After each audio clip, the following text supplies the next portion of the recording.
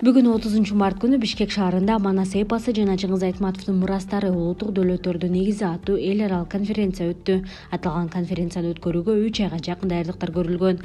Түрк тилдүү мамлекеттерде Манас эпосы жана Чыңгыз Айтматовго болгон мамилеси бийик экени далилденип, Түркия, Азербайжан, Өзбекстан, Казакстан жана башка бир катар мамлекеттердин окумуштуулары өздөрүнүн илимий видео докладдарын бүгүнкү иш-чарага жөнөтүшкөн. Мындан сырткары иш-чарада Кыргыз Илимдер Академиясынын академиктери, коомдук ишмерлер, маданий мамлекеттик ишмерлер өз докладдары менен чыгышты.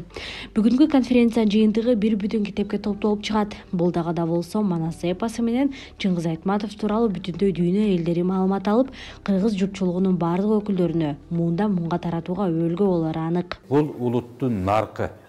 Көп түрк дүйнөсүндөгү окумуштуулар айтып атпайбы?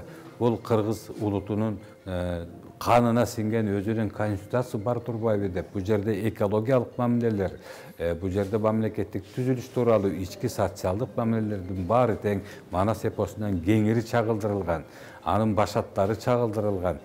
Мына Манас эпосу менен Чыңгыз Айтматовдун тыгыз байланышы, улуттук дөөлөт катары бааланышы бизди жаштарыбыз үчүн, өнүгүшүбүз үчүн, идеологиябыздын бекемделиши үчүн, улуттук наркты, салтты, ынтымакты дайыма бийик туу тутуп, элге жайылтууда ушундай иш-чаранын өтүшү өтө маанилүү деп эсептейм. Кошумчалай кетсек, бүгүнкү илимий конференцияга Түркия Академиясы кызыгуусун артып, атайын окумуштууларын катышууга жиберишкен.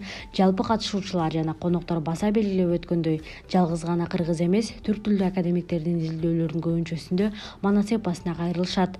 Жыл сайын бир катар түрк тилдүү өлкөлөрдө аталган эпостун айрым эпизоддору, Чыңгыз Айтматовдун чыгармалары басылып чыгып жатканы кубандырбай койбойт.